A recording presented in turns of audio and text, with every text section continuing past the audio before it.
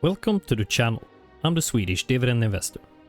Guys, thanks to you, we reached 200 subscribers, and that's awesome. I will do a 250 subscriber special, and then a 500 if we ever get there. I just want to thank you so much for showing your support. For today, we will look into some ETFs from my comment section. Katsaplias 2003 left this comment, and he dropped 4 ETFs: DGRW, FUSD, XDWL and VEUR. So I thought I would look into these ETFs. If you're new here, we talk about dividend stocks and ETFs, and we do valuations, all with a sweet Swedish accent. So if that sounds like something you're into, hit subscribe and turn on notifications so you don't miss any updates. Yeah, I checked the ETFs in the order he wrote them.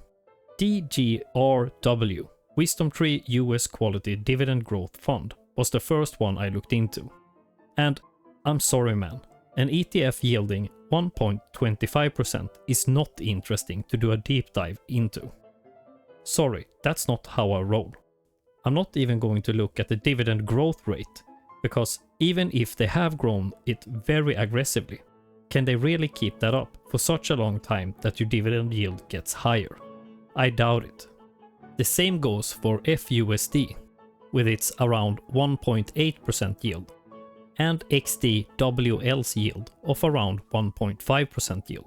I don't only do this for you guys, but also for myself, and I need to be interested in it. However, VEUR has a yield of around 3%. Now we're talking. Before we talk about VEUR, I just want to address the low yields. Okay, take XDWL with its 1.5% yield. To even get it to match VEUR, they need to double their dividend. If, and that's a big if here, they grew their dividend with 12.5% for 6 years, you get a 3% yield. Whoop-de-fucking-do. Is that very likely to happen? It could, but I would say from looking at the 5-year dividend growth streak, that doesn't look like it. Now, an ETF yielding 3 to 6% growing at a small number is more my cup of tea, because you don't need it to grow that much to get a high income. Say you had $1 million US. 1.5% is 15k per year in dividends. If you invested that into an ETF yielding 5%, you will get 50k per year. And even a reasonable and conservative growth rate of 2 to 4% would be freaking awesome. Anyway, let's take a look at VEUR. First, we compare it to FEUI, SPYW, EHDV and S&P 500. Total gains for the last 5 years. We see S&P 500 at 105.64%, VEUR at 78.56%, EHDV at 74.11%, SPYW at 63.65% and FEUI at 61.16%. So that's the performance. Let's take a look at VEUR's holdings. Top 10 consists of SAP, Nestlé, ASML, Roche, Shell, Novartis, AstraZeneca, Novo Nordisk, HSBC Holdings, and Siemens. And for the countries we have United Kingdom, Switzerland, Germany, France, Netherlands, Sweden, Italy, Spain, Denmark, and other.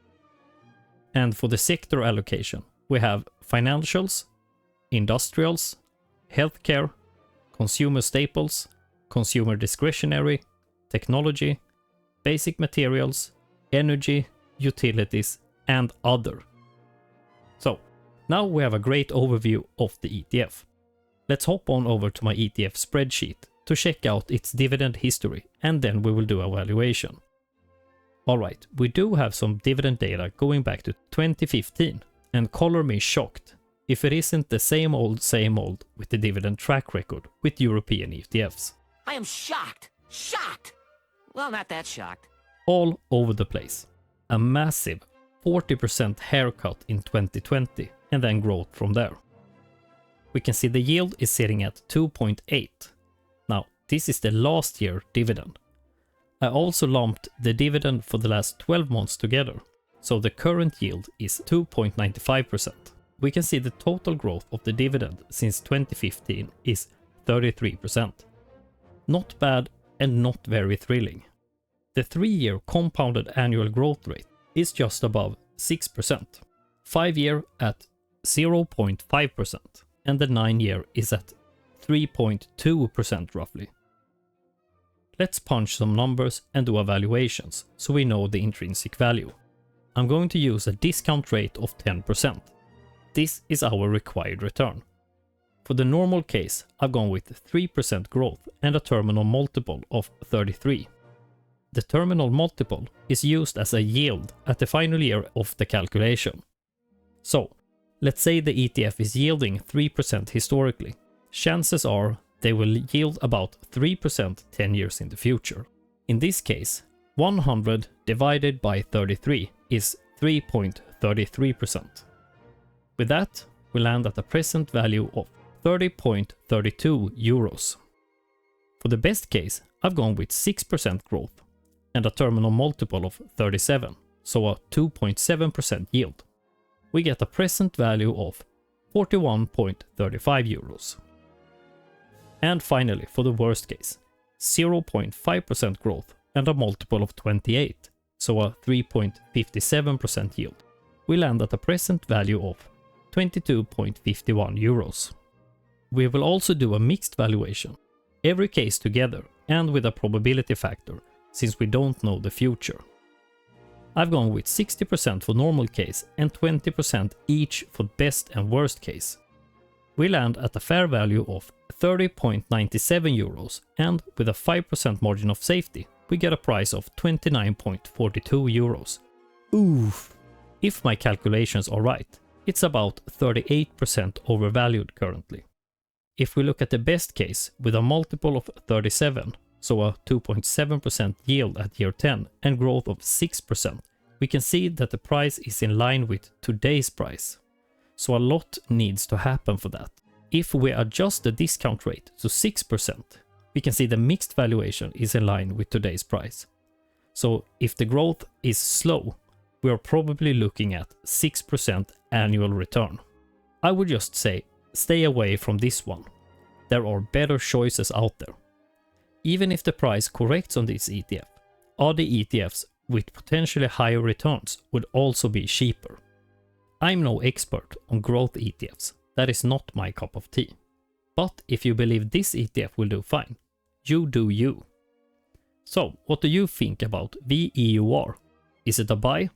Would you buy something else or just wait for a better opportunity in the market? Let me know in the comments. But that's it for this one. Don't forget to like, subscribe, and let me know in the comments if you have a stock or an ETF you want me to take a look into. I'm the Swedish dividend investor, and I will see you in the next one. Stay smart, stay patient, and keep stacking those dividends. Ha det gött!